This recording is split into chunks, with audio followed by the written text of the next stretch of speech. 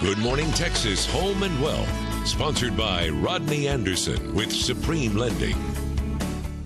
The spring selling and buying season is here. Whether you have questions about refinancing or the right type of loan just for you, mortgage expert Rodney Anderson joins us with answers to questions from our viewer mailbag. Good morning. Good morning. We're getting a ton of questions for people, so let's see what we have in the mailbag and let's get to it. All right, so the first one is coming from Clint. He's out of Rockwall, and here's what he's writing, Rodney. He says, my wife and I did a cash out refinance 3 years ago. We recently called our bank and inquired about doing another cash out. We were told we couldn't. Is this accurate? Many people get this wrong. What it states in the state of Texas law is once you've done a cash out, you cannot refinance for one more year in order to take more cash out. Now, don't use your house as an ATM machine and don't just keep taking cash out. Have a purpose. What's my purpose? Pay off credit card debt, do home improvements, pay off student loan debt. What is the purpose that you have, and make sure that it's worth it for you to do a cash out refinance. Okay, Clint, make sure you got a purpose. Now, this next letter, Rodney, is coming out of Lantana. It's from Billy.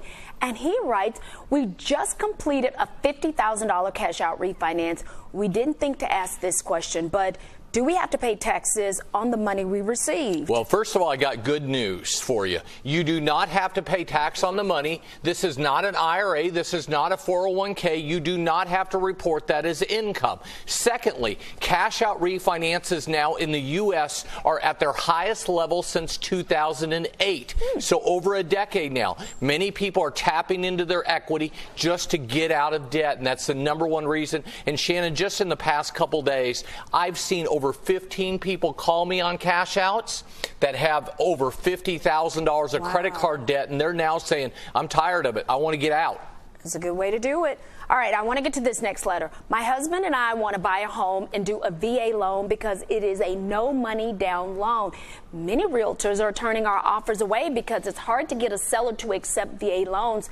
Can you please give us some recommendation? That's coming from Sarah and Richardson. Yeah, there's a couple things you may need to do. Is make sure you're working with a real estate agent up front, a realtor that is very experienced in VA loans, so they can talk to the listing agent that's out there. What happens is on the no money down loans, realtors on the listing side get scared. And the reason being is, what if the house doesn't appraise? Do people have extra money to bring for closing costs and all that? And so a lot of it's a stigma that shouldn't be out there, and I think every offer, whether it's conventional, whether it's FHA, whether it's VA, should be looked at the same exact way and not. But many times military veterans, we see this, they are being, where their offers aren't even being looked at because many listing agents, they don't understand VA loans, and it is a little bit more complex, but it's an easy loan and a great loan for military veterans. All right, we're going to squeeze in one more before we get out of here. Stephen from Flower Mound has this question.